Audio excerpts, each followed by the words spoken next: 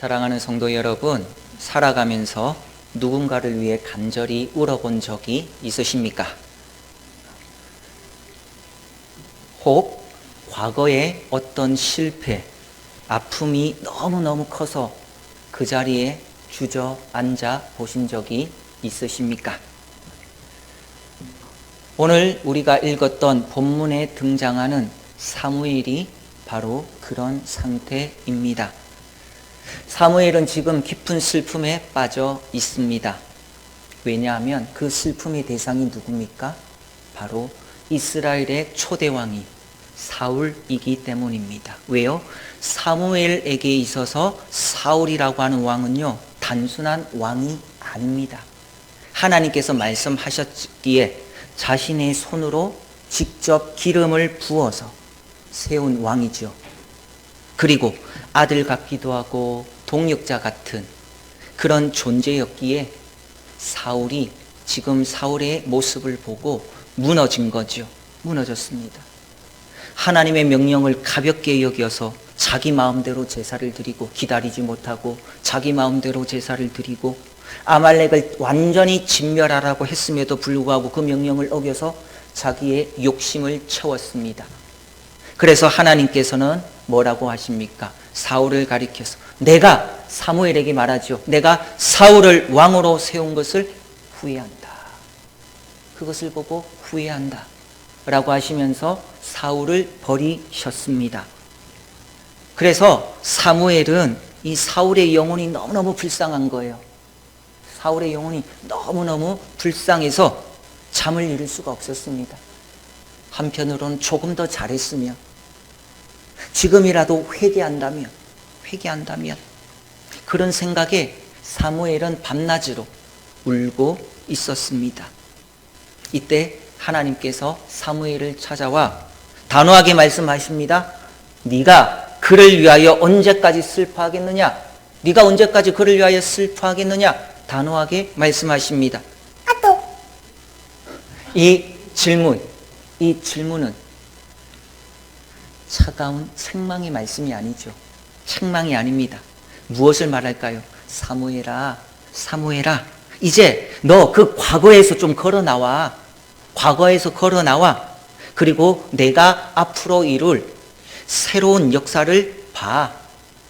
그렇게 초청하시는 하나님의 사랑의 마음이 담겨져 있는 그 말씀이 네가 그를 위하여 언제까지 슬퍼하겠느냐 라고 하는 이 말씀 속에 담겨 있습니다.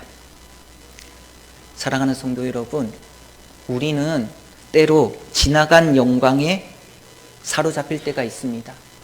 그래서 왕년에 뭐 어떻게 했느니, 과거에 어떻게 했는지 지나간 그런 영광들, 그것들을 사로잡힐 때가 있습니다. 혹은 지나간 실패, 내가 과거에 실패했던 것 때문에 마음을 빼앗겨서 오늘 우리에게 주어질 하나님의 새 일을 보지 못할 때도 간혹 우리들의 삶 가운데 있습니다. 그래서 오늘 말씀을 통해서 이제 우리를 과거의 슬픔에서 일으켜 세우시는, 그리고 새 일을 향하여 나아가게 하시는 그 하나님의 손길을 오늘 말씀을 통해서 함께 나누기를 원합니다. 한자 성어 가운데 인지상정이라고 하는 말이 있습니다. 무슨 말입니까? 사람이면 누구나 가지는 보통의 마음, 감정을 가리키는 말이 인지상정입니다. 즉, 특정한 상황에서 느끼는 감정이 특별한 것이 아니고 인간으로서 자연스럽게 드는 그런 보편적인 정서, 공통된 정서를 가리킬 때 우리는 인지상정이라고 하는 말을 사용합니다. 지금 사무엘이 사울을 안타까워하는 건 역시 이런 인지상정 아니겠습니까? 인지상정이 아닐까 생각해 봅니다. 자식 같은, 자신이 직접 기름을 부었는데 이렇게 망가져 있는 사울을 볼 때 사무엘이 어떻게 울지 않을 수 있겠습니까? 그 모습 어떻게 울지 않겠습니까? 인간의 마음이란 참 오묘합니다. 왜냐? 우리가 울고 있는 사람을 보면, 울고 있는 아이를 보면 여러분 어떤 마음이 드십니까? 울고 있는 사람을 마음이 쓰이잖아요. 마음이 쓰입니다. 오랜만에 친구를 만났어요. 그런데 이 친구가 너무너무 힘들다고 말을 해요.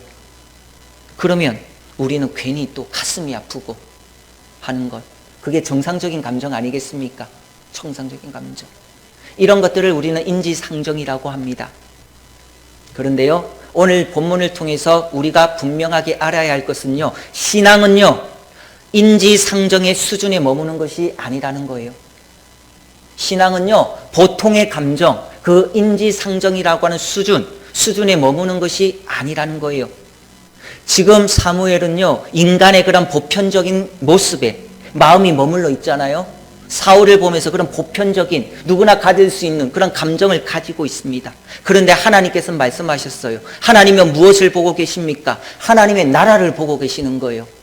하나님의 나라를 보고 계시는 거예요. 그래서 하나님의 나라의 관점에서 보니 사울은 이미 돌이킬 수 없이 멀리 가버린 거예요. 너무 멀리 가버린 거예요. 그래서 회개하기보다는 자신의 체면을 세우기에 급급하고 하나님보다 사람의 시선을 더 두려워하고 있는 사울이었던 거죠. 그래서 하나님께서는 사무엘에게 말씀하셔요. 너는 뿔에 기름을 채워가지고 가라. 내가 베들레헴 사람 이새에게서 한 왕을 보았느니라. 사울을 버리셨고 이제 하나님께서 선택하신 새로운 사람을 선택하셨다는 거예요. 여러분, 하나님의 역사는 결코 멈추지 않습니다. 우리가 슬퍼하고 있을 때에도, 우리가 낙심하여 주저앉아 있을 때에도 하나님은 보이지 않는 곳에서 새로운 역사를 준비하고 계신다는 거예요. 새로운 역사를 준비하고 계십니다. 사랑하는 성도 여러분, 과거에 너무 연연하지 마십시오. 내가 이전에 이렇게 했는데 그때 이 일이 없었더라면 하는 생각은, 또 이것에 연연하다 보면 앞으로 나아갈 수 없습니다. 앞으로 나아가지 못하게 하는 덫과 같은 거거든요.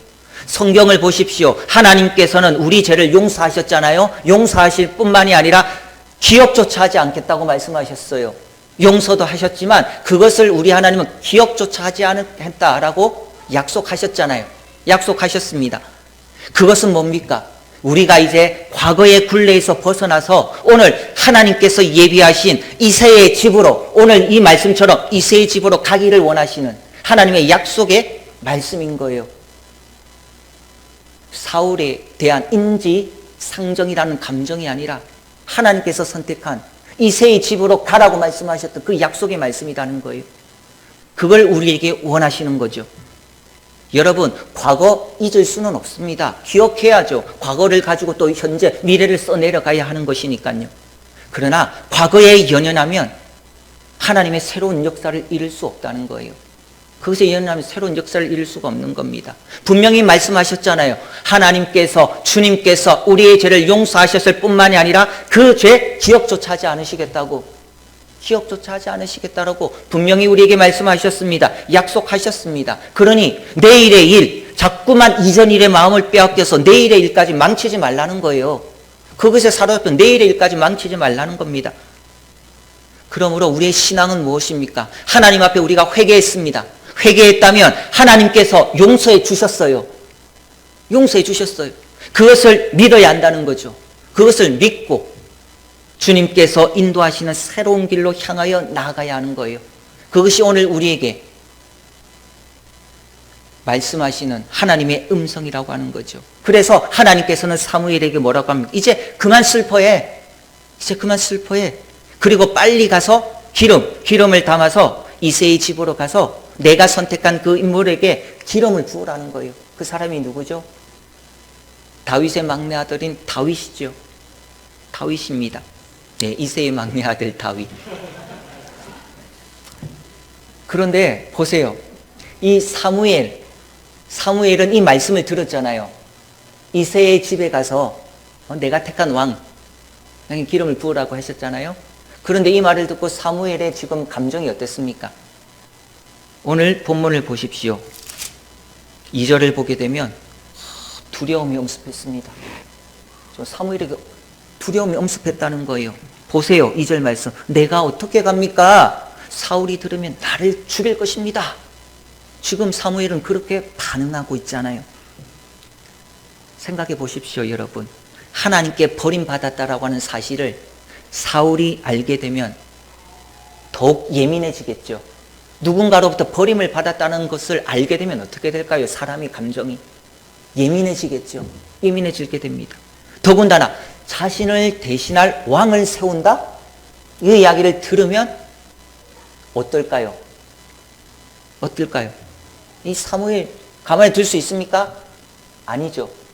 그러니 사무엘이 두려움에 떨고 있다고 하는 것은 합리적인 거예요. 그렇잖아요. 아주 합리적인 모습이라는 거거든요. 그런데 우리의 관심은 여기에 있지 않지요. 그 다음에 이어지는 말씀 속에 있습니다. 내가 믿는 하나님, 우리가 믿는 하나님, 하나님은 어떤 분이신가? 하나님은 어떤 분이신가? 라고 하는 것이지요. 여기서 우리는 하나님의 성품을 발견하게 됩니다. 우리 하나님은요, 우리가 두려워하잖아요. 두려워할 때 뭐라고 말씀하십니까? 너 믿음이 없구나. 우리가 막 두려워하고 있어요. 그런데 우리에게 너 믿음이 없구나. 그렇게 책망하시고 다그치시는 분이 아니시라는 거예요. 우리 하나님은 뭐라고 하실까요? 그 두려움을 극복할 방법을 알려주시는 분이신 거예요. 이 두려움을 극복할 수 있는 방법을 알려주시는 분이 내가 믿는 하나님이고 우리가 믿는 하나님이시라는 거예요. 당시에 이 하나님의 언약궤는요, 기럇 여아림이라는 곳에 있었습니다. 그래서 희생제사를 그때그때 형편에 따라서 이곳에서 드리고 저곳에서 드리고 있었어요. 그것이 그 당시의 현실이에요. 지금 현실이거든요. 그러면서 제사를 드리러 갈 때 암송아지를 끌고 가서 희생제사를 드리러 왔다라고 하면 된다는 것을 알려주시는 거예요. 하나님께서. 당시의 상황이 그러니까 사무엘 보고 가서 내가 하나님께 제사 드리러 왔다. 암송아지 끌고 제사 드리러 왔다라고 하면 아무 문제가 되지 않는다는 거예요. 그것을 가르쳐 주시는 거죠. 실제로 제사를 드리고 그 과정 속에서 하나님의 일을 수행하게 하겠다고 하는 지혜거든요. 그 지혜를 주시는 거예요. 지혜를 주시는 거거든요. 여러분, 내가 믿는 하나님, 우리가 믿는 하나님은요, 우리가 두려워하는 것에 대하여 책망하시는 분 아니십니다. 다그치시는 분 아니십니다. 그것을 극복할 방법을 알려주시는 분이 바로 하나님이십니다.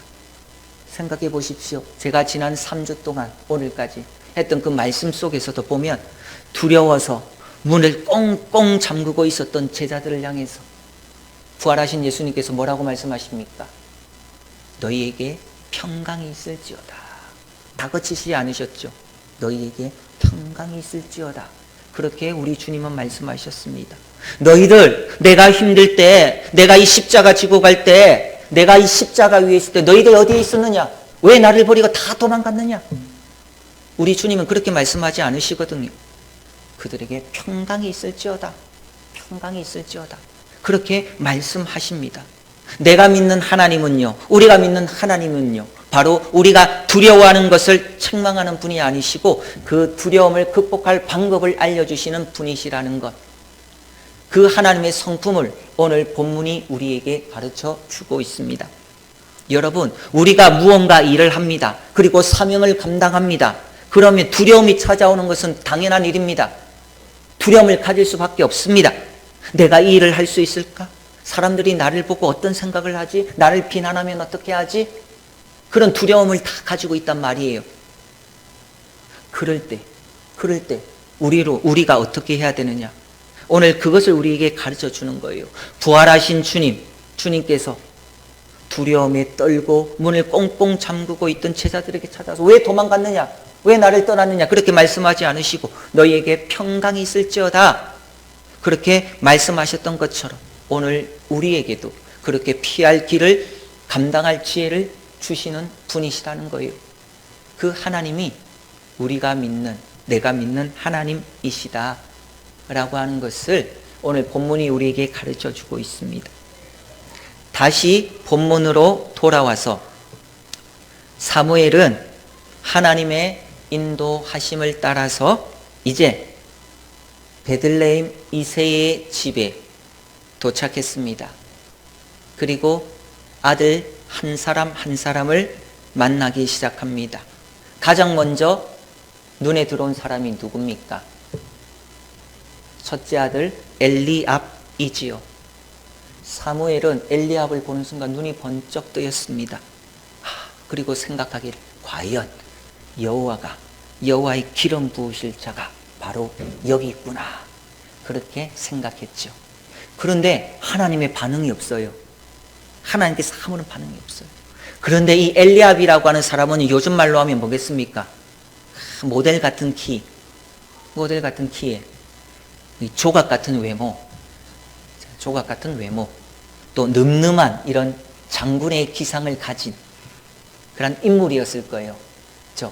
오늘 보면 엘리압을 보고 눈에 확 띄었다는 것 아닙니까? 아마 그런 모습이었을 거예요. 누가 봐도 왕의 제목처럼 보였을 겁니다. 보였을 거예요. 그런데 하나님께서는 아무런 대답이 없으시잖아요. 분명히 이새의 집에 내가 택한 사람이 있을 텐데 라고 하셨는데 아무런 반응이 없으세요? 그러면서 우리가 너무나 좋아하고 그리고 성경 전체를 관통하는 위대한 하나님의 말씀이 주시죠. 그것이 무엇입니까? 여호와께서 사무엘에게 이르시되 그의 용모와 키를 보지 말라. 내가 이미 그를 버렸노라. 사람은 외모를 보거니와 나 여호와는 중심을 보느니라 하시더라 라고 말씀하십니다. 여러분, 저도 그렇고 우리는 자꾸만 겉모습을 보잖아요. 사람들의 겉모습을 봅니다. 저 사람 화려한 그런 인맥, 학벌, 재력, 또 세련된 말솜씨, 이런 것들이 사람을 평가하는 기준이 되는 경우가 참 많이 있습니다. 그런데 오늘 말씀에서 하나님은 무엇을 보신다는 거죠? 그 껍데기 안에 무엇이 들어있는가를 보신다는 거예요. 그 안에 무엇이 들어있는가 라고 하는 것을 보신다는 거죠. 하나님께서 말씀하시는 중심, 하나님께서 보신다고 하는 이 중심은 무엇이겠습니까? 그 사람 마음 깊은 곳에, 가장 깊은 곳에 있는 하나님을 향한 자세, 태도거든요. 하나님을 향한 자세, 태도, 그것을 우리 하나님은 보신다는 거예요. 요셉이요, 노예로 팔려갔잖아요.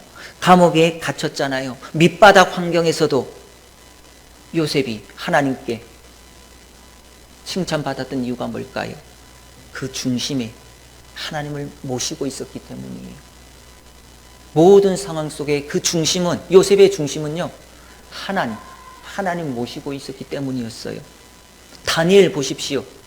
사자굴 앞에서도 그 중심이 하나님께 고정되어 있었거든요.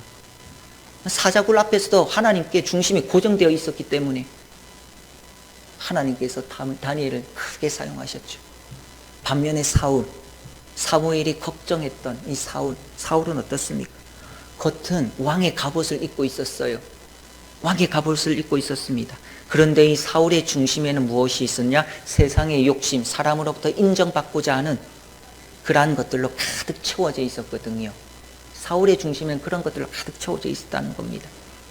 사랑하는 성도 여러분, 우리 하나님께서 기뻐 받으시는 것은 세상의 스펙을 쌓는 것이 아닙니다. 그것도 중요합니다. 그러나 더 중요한 것은 뭐겠습니까? 중심, 우리 마음의 중심, 내 마음 가장 깊은 곳에서 하나님을 향한 우리의 태도를 보신다는 거죠. 하나님은요, 오늘 여러분의 통장 잔고, 통장에 얼마가 들어있는지, 아니면 여러분의 직함이 무엇인지, 그것이 아니라 하나님을 향한 우리 마음 깊은 곳에 그 중심에 무엇이 있는가, 그것을 오늘도 우리 하나님은 보고 계시다는 거죠. 그리고 그것을 살피고 계신다는 겁니다. 그렇게 이 새에 7 아들이 다 지나갔어요. 그런데 하나님은 아무런 반응이 없으셨죠. 그러면서 이제 사무엘이 어떻게 이야기를 합니까? 이게 다냐고, 아들이 다냐. 그러자 이새가 대답하죠. 아직 막내가 남았는데 지금 들에서 양을 치고 있다는 거예요. 가족들조차 주목하지 않았던 사람이죠. 다 있는데 막내 아들 혼자만 지금 양치고 있잖아요. 그러니 어찌 보면 가족들조차도 주목하지 않았던 막내예요. 이 잔치 자리에 초대받지도 못했어요. 그리고 들판에서 묵묵히 양을 치는 소년입니다. 양을 치는 소년. 그리고 그 다윗을 데리고 왔더니 하나님께서 이제 반응하시죠. 하나님께서 말씀하십니다. 이가 그니 일어나 기름을 부어라. 다윗을 보고 이가 그니 기름을 부어라 라고 말씀하십니다. 여러분, 다윗이 하나님으로부터 왕으로 선택받은 이유는요, 다윗이 뭔가 특별한 능력이 있어서가 아닙니다. 뭔가 특별한 능력이 있어서가 아닙니다. 들판에서 홀로 양을 치고 수금을 탈 때, 아무도 본원이 없을 때에도 하나님을 찬양하고 하나님과 동행했던 그 마음의 중심 때문이에요. 하나님께서 다윗을 왕으로 선택한 이유는 바로 그 중심이 모든 상황, 어떤 상황 속에서도 하나님께로 열려 있었고 하나님을 향해 있었기에 그 중심을 보시고 다윗을 이제 왕으로 선택하셨다는 거예요. 사랑하는 성도 여러분, 오늘 말씀 제목이 그러하듯이 우리 하나님께서 정말로 당신의 자녀들에게 듣고 싶어하는 소리는 어떤 소리일까요? 하나님께서 당신의 자녀들에게 듣고 싶어하는 소리는 어떤 소리일까요? 화려한 오케스트라의 연주 아닙니다. 화려한 오케스트라의 연주가 아닙니다. 세련된 설교, 유창한 기도문도 아닙니다. 우리 하나님께서 가장 기뻐하시는 소리는 뭘까요? 하나님 앞에서 떨리는, 내 마음의 중심에서 떨리는 이 떨림 있잖아요. 떨림의 소리. 우리 하나님은 그것을 가장 기뻐하시는 거예요. 하나님 앞에 섰을 때 하나님 앞에 뭘 할까 하는 이 떨림이 있잖아요. 그 떨림 소리, 그것을 우리 하나님은 가장 기뻐하시는 거예요. 오늘도 그 소리를 듣고 싶어 하는 거예요. 음정이 틀리면 어떻습니까? 그렇잖아요. 우리가 음정이 틀리면 어떻습니까? 목소리가 갈라지면 어떻습니까? 예? 갈라지면 어떻습니까? 뭐 저예요. 그러세요. 그러니까 중요한 것은 하나님, 저는 주님 없으면 안 됩니다. 이런 게 아니라 하나님, 저는 주님 없으면 안 됩니다. 주님 사랑합니다. 라고 이 고백하는 떨림 같은 거 있잖아요.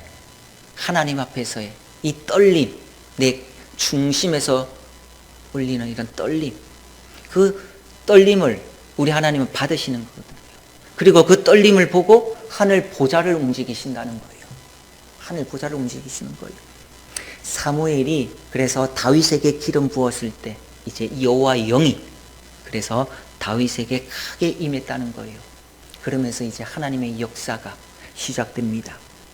사랑하는 성도 여러분, 사람의 눈에는 보이지 않는 작은 곳에서 어찌 보면 진실한 중심을 가진 한 사람을 통해 마음속에 그 중심 가진 그 사람을 통해서 하나님은 오늘도 세상을 바꾸어 가십니다. 하나님은 그 역사를 이루어 나가시는 거예요. 그 사람 한 사람이 오늘 이 자리에서 예배드리는 우리 귀한 성도님들이 되시기를 간절히 소망합니다. 우리가 믿는 하나님은요, 우리의 약함을 책망하시는 분이 아니시죠. 아니십니다.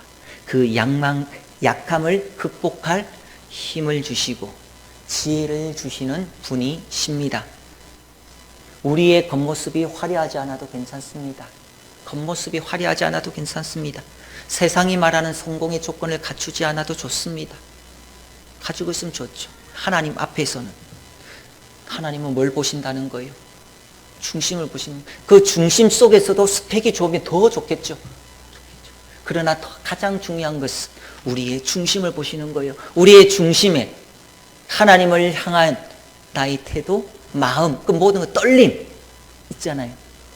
그 떨림을 오늘도 우리 하나님은 듣기를 원하시고 그것을 보고 살피시는 거예요. 그리고 그 떨림을 통해서 그 사람을 사용하시는 거예요. 그것이 다윗이었던 거예요. 그래서 사도행전에 보면 다윗을 뭐라고 합니까? 하나님 마음에 합한 사람이잖아요. 하나님 마음에 합한 사람이라고 이야기하고 있지 않습니까? 사랑하는 성도 여러분, 하나님께서 보실 때요 가장 아름다운 악기는 뭘까요? 우리의 중심에서 하나님께 향하는 소리, 그 모든 것들을 포함할 겁니다. 그리고 하나님께서 듣고 싶어하는 소리는 중심 가운데서 떨림. 하나님 앞에 말씀 앞에 섰을 때의 떨림도 있을 것이고, 기도하는 중에 떨림도 있을 것이고, 찬양할 때 떨림도 있을 것이고, 그렇잖아요. 무엇보다 그 중심에서 우러나오는 그 떨림, 그 떨림의 소리를 오늘도 하나님은 기뻐하시고 그 소리를 원하신다는 것입니다. 오늘 그 진실한 마음, 그 진실된 마음, 그런 마음으로 하나님 앞에 나아갈 때 다윗에게 임했던 여호와의 영이 오늘 우리의 삶 가운데도 충만하게 넘쳐나게 될 줄로 믿습니다. 이제 과거의 역사를 넘어서 새로운 역사를 써내려가는 그 주인공, 우리 성도님들이 다 그 주인공이 되시기를 간절히 축복합니다. 소망합니다.